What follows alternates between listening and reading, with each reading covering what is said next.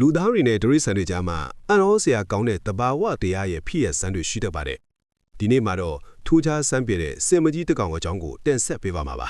။သူ့နာမည်ကတော့ရွန်ဇာခီလေဖြစ်ပါတယ်။သူမဟာတခြားစင်တွေနဲ့မတူပဲသူမရဲ့နဖူးအလဲမှာအပေါက်ကြီးတစ်ခုပါရှိနေပါတယ်။ဒါဟာတစုံတစ်ယောက်ကလုတ်ချက်လူဖြစ်ပေါ်လာတဲ့တရားမဟုတ်ဘဲမွေးရပါချိုယွင်းချက်တစ်ခုသာဖတ်ပါတယ်။သူမကစတင်တွေ့ရှိချိန်မှာတရိစံဆေးကုဆရာဝန်တွေကစစ်ဆေးခဲ့ကြပြီမဲ့အဲ့ဒီအချိန်ကဆေးပညာနဲ့နီးပညာတွေအရတော့ဒီအပေါက်ကိုပိတ်ဖို့ဒါမှမဟုတ်ကုသဖို့မဖြစ်နိုင်ခဲ့ပါဘူးဒီအပေါက်ကြောင့်ပဲသူမရဲ့နေစဉ်ဘဝဟာတခြားစင်တွေတဲ့ပိုမိုခက်ခဲခဲ့ရပါတယ်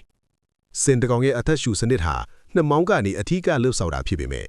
ရိုဇာခီလေကတော့သူမရဲ့အသက်ရှူနှုန်း200ခိုင်နှုန်းကိုပဲနှမောင်းကနေအသုံးပြုနိုင်ပြီးကျန်တဲ့လေတူတဲကအောက်ဆီဂျင်တွေကိုတော့နှဖူးပေါ်ကအပေါက်ကနေကစင်အသက်ရှူနေရတာပါဒါတင်မကသေးပါဘူးရေတောက်တဲ့အခါမှာလဲသူမနှမောင်းနဲ့စုပ်ယူလိုက်တဲ့ရေအချို့ဟာနှဖူးကအပေါက်ကနေပြန်ပြီးစီးကြလာလိမ့်ရှိပါတယ်ဒီလိုအခက်အခဲတွေအများကြီးရှိနေပေမဲ့ရွန်ဇာခီလေဟာဘယ်တော့မှအရှုံးမပေးခဲ့ပါဘူးသူမဟာတခြားစင်တွေလိုပဲပုံမှန်စားတောက်တယ်ကုန်းမြင့်လေးတွေမှာကြောကုန်းကိုပုတ်တိုက်ပြီးရားရန်တာတွေကိုဖြေဖြောက်တတ်ပါတယ်အန်အောဖို့ကောင်းတာကသူမဟာလူသားတွေအပေါ်မှာလဲအယမ်းကိုရင်ပါပြီးဖော်ရွေးတယ်လို့သူမရဲ့စင်အုပ်စုကလည်းသူမကိုအပေကံအဖြစ်တတ်မှမထားပါဘူးသူမရေတောက်တဲ့အခါမှာတခြားစင်တွေကစိတ်ရှည်လက်ရှည်နဲ့စောင့်ဆိုင်ပေးကြပါတယ်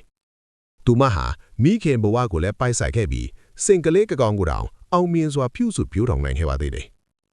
ရွန်ဇာခီလေဆွဲနာမည်ရဲ့အဓိပ္ပာယ်ကအချစ်ခံရသူလို့အဓိပ္ပာယ်ရပါတယ်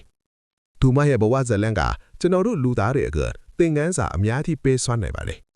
ဘဝမှာကိုမရွေးချယ်နိုင်တဲ့အားနည်းချက်တွေမွေးရပါချိုယွင်းချက်တွေရှိနေပါစေအောင်တော့စိတ်သက်မကြပဲကြံကြံ့ခံစားရမယ်ဆိုရင်လောကကြီးမှာလှလှပပရှင်သန်နိုင်တယ်ဆိုတာကိုသူမကသက်သေပြနေပါတယ်ခက်ခဲတဲ့ဘဝအခြေအနေတွေကြားကနေအကောင်းဆုံးရှင်သန်ပြနေတဲ့ရွန်ဇာခီလေရဲ့စိတ်ဓာတ်ဟာကျွန်တော်တို့အားလုံးအတွက်ခွန်အားတစ်ခုဖြစ်စေမှာအသေးချပါပဲအားနည်းချက်ဆိုတာအရှုံးပေးဖို့မဟုတ်ဘဲကြော်ဖြတ်ဖို့သာဖြစ်ကြောင်းသူမရဲ့ဘဝကသင်ကြားပေးနေပါတယ်